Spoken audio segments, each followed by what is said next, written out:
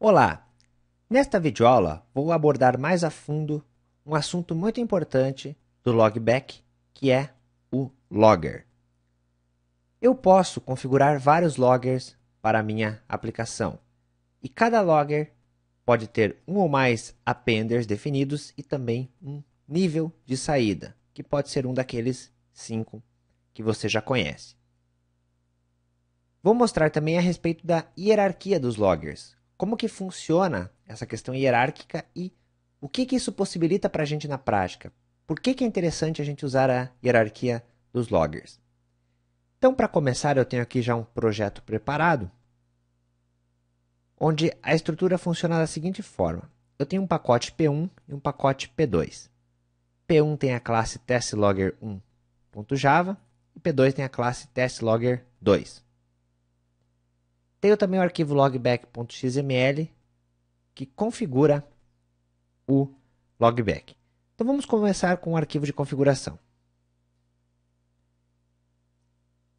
Eu tenho aqui no arquivo 3 appenders definidos. O primeiro é um appender do tipo stdout, né, esse é o nome dele, que joga as mensagens de log para o console. E eu tenho 2 appenders para arquivo, do tipo fileAppender. Um se chama file1 e outro se chama file2. O file1 grava os dados em um arquivo chamado out1.log e file2 grava os dados em um arquivo chamado out2.log. Eu tenho aqui também uma definição para o rootlogger, né, cujo nível definido aqui é info e ele utiliza o appender stdout. Então tudo que chegar no rootlogger vai ser mostrado no console. Em testlogger1, eu tenho a definição aqui de uma variável logger, que aponta para a classe testlogger1. E aí eu tenho a exibição de uma mensagem de debug e uma mensagem de informação, certo? Então, essa mensagem mostra o nível debug e info e também a classe, né, o nome da classe que disparou a mensagem, no caso testlogger1. Em testlogger2 eu tenho a mesma coisa. A diferença é que na definição do logger eu uso a testlogger2, né, que é outra classe de logger. E aí nos métodos debug e info, eu tenho aqui testlogger2 para dizer que é o testlogger2 que está mostrando a mensagem na tela. Isso aqui é para a gente diferenciar, né, a execução da classe testlogger2 da classe testlogger1. Pois bem, se eu executar agora testlogger1 da forma como está, o que vai acontecer? Vai aparecer na saída uma mensagem de log apenas, que é a mensagem info. Primeiro vamos entender por que apareceu apenas uma mensagem. Lá no nosso arquivo logback.xml, definimos apenas um logger, que é o rootlogger. O rootlogger é o logger pai. Todos os loggers herdam as configurações de rootlogger. Portanto, como eu não tenho outros loggers definidos aqui no meu arquivo, então a configuração do rootlogger é a que vale. E o que o rootlogger diz? Diz o seguinte, que o nível dele é info e a saída é o stdout, isto é, o console. Portanto, quando eu executo o testlogger1 e peço para mostrar uma mensagem de debug, ela não vai aparecer na saída. Por quê? Porque o nível configurado para o rootlogger é info, ok? Lembre-se que debug está acima na hierarquia do info, então essa mensagem não é mostrada. Por outro lado, a mensagem de info é exibida. Se eu executar a classe testlogger2, eu vou ter a mesma saída. Veja que foi mostrada a mensagem info e a mensagem debug não foi exibida. Porque testlogger2 também usa o rootlogger para sua configuração. Certo, mas agora imagine que eu não queira trabalhar com o rootlogger. Eu queira criar um logger próprio no meu arquivo de configuração. Tá? Qual que é a minha ideia aqui? A minha ideia é a seguinte, que testlogger1 direcione todas as mensagens para um arquivo ao invés de um console. Tá? Então, para a gente começar, vamos entender aqui com relação, um detalhe importante com relação à definição desse logger, né? Quando eu chamo o método getLogger aqui na classe. Quando eu chamo aqui, passando o objeto class testlogger1, isso é a mesma coisa que eu fazer o seguinte, p1.testlogger1. Então, sempre que você passa o objeto class, na verdade é como se você estivesse passando o fully qualified name da classe, né? O nome da classe junto com o pacote. Então, como a classe era testlogger1, o nome completo da classe, já que ela está no pacote P1, é p1.testlogger1. Tá? Então, basicamente, o que eu estou fazendo é solicitando ao logback o logger definido em logback.xml que se chama p1.testlogger1. Obviamente que esse logger não existe lá. Né? Como ele não existe, automaticamente o root logger será utilizado. A partir de agora, nós vamos definir então esse logger p1.testlogger1, para que a gente possa fazer uma configuração específica para esse logger aqui. Então, eu venho aqui em logback.xml, e aqui depois do appender, vou declarar uma tag chamada logger. A tag logger deve ter um nome, então name igual ao nome do logger, que vai ser p1.testlogger1. E o logger tem que ter um nível. Vou definir, então, level igual a info. Ok? Um logger pode ter um ou mais appenders associados a ele. Como eu quero gravar as mensagens em um arquivo, então eu vou utilizar o appender de arquivo. Então, appender ref igual a file1. Tá? Então, vou usar o appender que joga o conteúdo para out1.log. E aqui está. De uma forma muito simples, eu defini um novo logger. Então veja que agora no meu arquivo de configuração eu tenho dois loggers configurados. O logger p1.testlogger1 e o logger rootlogger, certo? Os dois com nível info. O testlogger1 jogando para um arquivo e o testlogger e o rootlogger jogando para console. Tá? Então, já alterei aqui a configuração. Vou voltar aqui.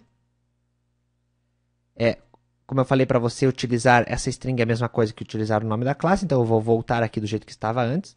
Certo? E vou executar o código. Vamos executar, então, o testlogger1. Executei. Se eu vier aqui agora no meu projeto e der um refresh, veja que o arquivo out1.log foi gerado. Esses outros arquivos já estavam aqui antes, então para a gente não interessam nesse momento. Posso apagá-los simplesmente.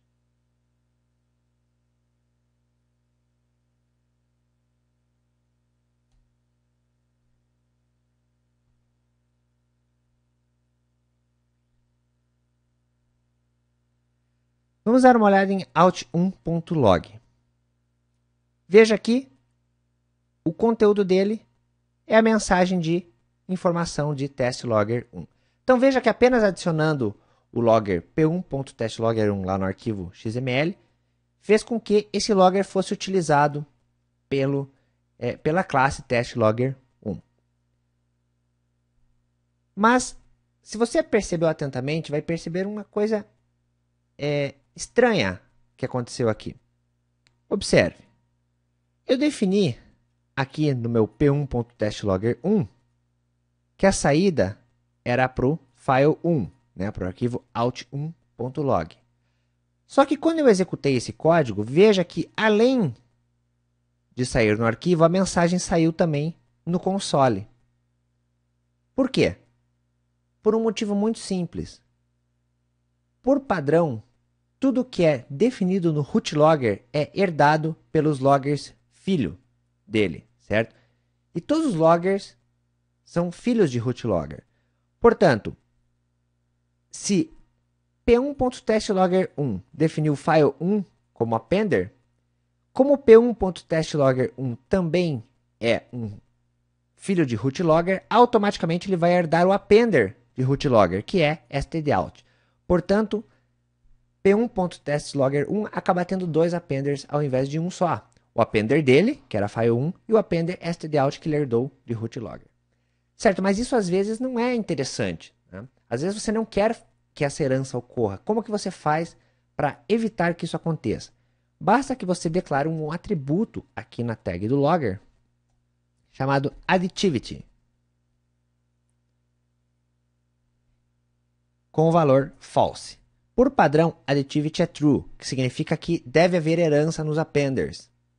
Nesse caso aqui, eu estou definindo como false explicitamente. Estou dizendo para não haver a herança nos appenders. Então, vou apagar o out1.log e vou apagar aqui a saída do console e vou agora executar de novo o meu testlogger1. Veja que a partir desse momento não apareceu nada no console. Só que, se eu der um refresh aqui no meu projeto, vou ver que em out1.log eu tenho a mensagem de saída. Então perceba que eu consigo, através desse parâmetro additivity, fazer essa configuração de herança, né? Se as configurações de appender daquele logger vão herdar as configurações de appender dos loggers pai ou não vão. Depois que nós fizemos essa configuração especificando no arquivo logback.xml um logger específico para p1.testlogger1, o que acontece com testlogger2?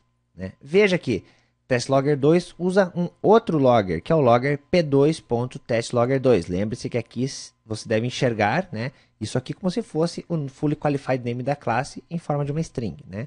Então, esse logger que está sendo usado aqui é um outro logger, não tem nada a ver com p1.testlogger1.